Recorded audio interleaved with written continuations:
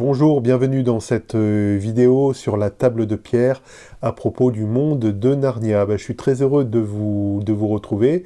Ça faisait un moment que j'avais pas fait de vidéo, donc là il y en a eu quelques-unes, hein. Il y en a eu deux. Vous avez eu la vidéo donc sur Shift, un des antagonistes les plus terribles, je trouve, de l'heroic fantasy, toute œuvre confondue, et donc en particulier du monde de Narnia. Si vous l'avez pas vu, je vous laisse le lien là, je vous invite vraiment à aller voir ça.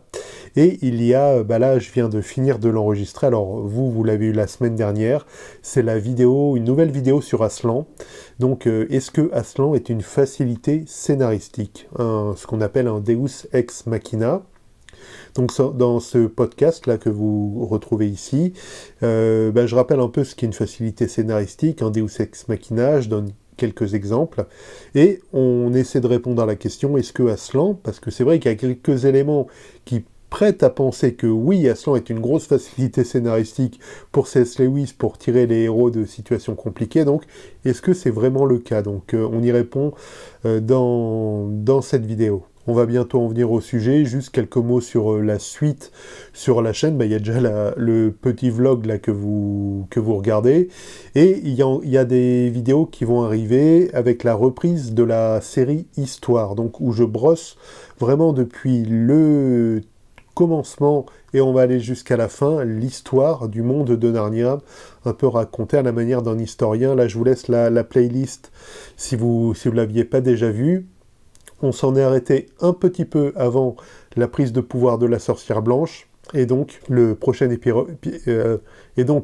épisode sera dédié évidemment à l'âge de glace. Je ne garantis rien sur les rythmes de publication. C'est vrai qu'au tout début de la chaîne, les vidéos sortaient vraiment le jeudi à 18h, une par semaine de façon métronomique. Donc j'ai gardé le jeudi 18h pour les vidéos. Simplement, évidemment, il y a moins de régularité. Là, la dernière postée, j'avais même pas posté de vidéo de bonne année, je crois. Et donc la dernière datée de fin décembre. Voilà, donc j'ai dans mon travail pas mal de boulot. Il y a aussi 3 autres chaînes YouTube, hein, une chaîne de théologie, une chaîne de photos et une chaîne dédiée à la musique. Voilà, mais je tiens aussi à cette chaîne de Narnia. Donc vous trouverez du contenu, peut-être moins régulièrement, mais vous en trouverez quand même. En tout cas, merci beaucoup pour votre fidélité, et on en vient au sujet du jour, ce qu'on peut attendre des adaptations Netflix de Narnia.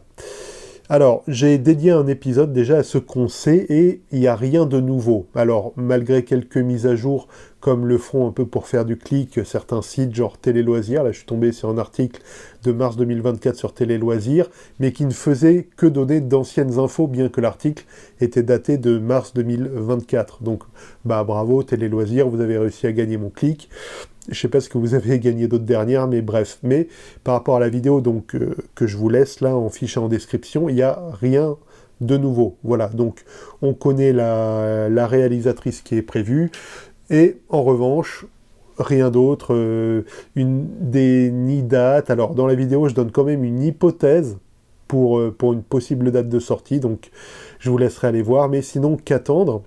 Alors, moi, une grande crainte, et j'en avais parlé déjà lors de vidéos, podcast, réunion à la table de pierre, une crainte, c'est que quelque part, les réalisateurs, la réalisatrice, cherchent à, entre guillemets, c'est un néologisme, à seigneur désanoïser le monde de Narnia.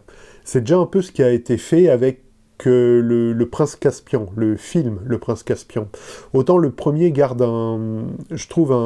la première adaptation, donc le Lion, la sorcière blanche, l'armoire magique de 2005, garde bien l'esprit, mais le Prince Caspian a clairement essayé de se mettre dans les pas du Seigneur des Anneaux.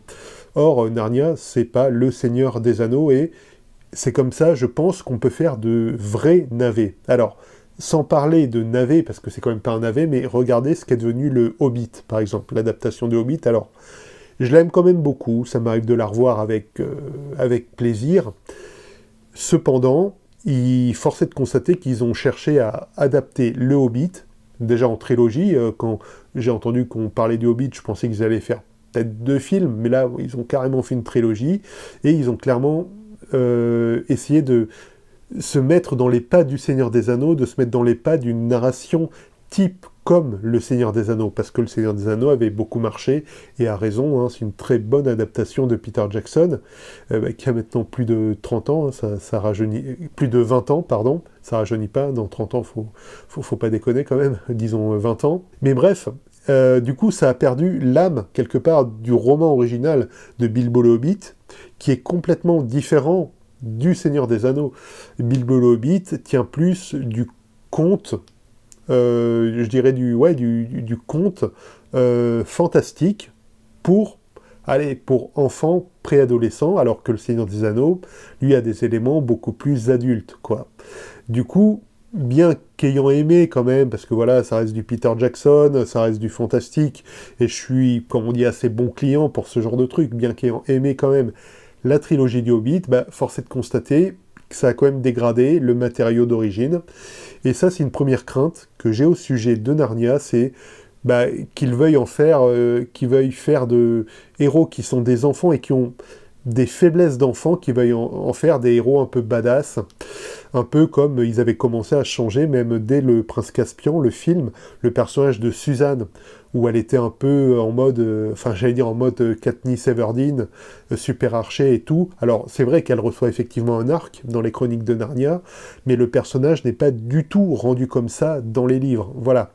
Donc, j'ai une crainte comme ça, j'ai une crainte aussi que soit occultée une part très importante spirituelle qui existe dans Narnia. C'est que, et j'en parle longuement, hein, je vous laisse là une playlist justement sur l'auteur C.S. Lewis, Narnia est l'œuvre d'un apologiste, un apologète chrétien, C.S. Lewis, qui a aussi écrit La tactique du diable, qui a écrit une anthologie, une histoire du christianisme. Bref, Narnia est très marqué, je pense que ça a échappé à personne, par la foi chrétienne. Et j'ai peur, vraiment, j'ai assez peur, que, au nom de principes, je dirais un peu modernistes, Netflix atténue, voire gomme complètement ça. Et à ce niveau-là, oui, j'avoue, j'ai une petite appréhension. Alors, je regarderai, il se trouve que j'ai un compte Netflix, donc c'est pas gratuit, mais c'est inclus, donc je regarderai l'adaptation, mais voilà, j'attends avec, pas avec crainte, hein, il y a pire danger dans la vie, mais en tout cas avec un peu d'appréhension, effectivement, cette adaptation. On a parlé de la manière d'adapter, j'ai parlé du respect finalement du fait que Narnia est quand même une œuvre chrétienne, qu'on le veuille ou non, et il y a une troisième chose qui me fait un peu peur, et là qui rejoint aussi d'autres choses que je vois, c'est une adaptation finalement à une certaine économie de marché qui veut qu'on rentre dans à peu près tous les formats et tout ce qu'on fait, séries, films, etc. Ça me fait un peu peur en fait qu'ils essaient de tirer un peu dans tous les sens, un peu comme, et c'est je pense décrié par les fans, comme ce que fait Disney actuellement avec la licence Star Wars. Star Wars, donc il y a un peu de tout, il y a des films, ils ont repris là les 7, 8, 9 il y a quelques années, donc la suite donc, du Retour du Jedi, ils ont fait des séries, ils ont fait des films indépendants, des séries très courtes, bref, ils ont fait un peu de tout, et alors ça obéit à quelque chose, parce qu'il y a une demande, donc quelque part, ils donnent ce que les gens veulent, ils veulent du Star Wars, donc ils donnent du Star Wars, mais quelque part, alors là, ce que je vais dire, ça peut peut-être passer, vous allez peut-être dire « Ok, boomer, que je suis un idéaliste », mais mieux vaut se concentrer sur mieux vaut se concentrer sur un projet et un seul. Voilà, à savoir, parce que là, j'ai vu donc dans les nouvelles de Narnia, ils savent pas s'ils pensent déjà à des séries, mais apparemment, les 2 premiers qui vont être adaptés, c'est des films, mais bref, ils pensent déjà à la suite, avant déjà de penser à bien finaliser une œuvre. À titre personnel, je pense qu'ils devraient, apparemment, comme je dis dans la vidéo que j'ai faite, ça s'orienterait vers un reboot, mais occulter peut-être le reste et juste se concentrer sur ce qu'ils vont faire. Que ce soit une série de 7 ou 8 épisodes, ou 10 même, ou que ce soit un film et se concentrer dessus sans déjà partir sur un plan en disant ouais on va faire tant de films, on va en faire un en 2025, un en 2026, ensuite il y aura une série 2027, voilà. Ça c'est le coup à ce que la franchise se perde complètement, notamment sur, et là je reprends, c'est aussi du Netflix sur The Witcher. Alors The Witcher, j'ai beaucoup aimé les livres, l'adaptation un peu moins malgré certaines qualités, mais pareil, ils avaient fait tirer un plan sur la comète, or c'est parti en autre boudin. Voilà, donc, dernière chose dont j'ai peur, c'est d'une dispersion, qui se mette un peu à faire n'importe quoi, au lieu de se concentrer sur un seul beau et bon projet, voilà.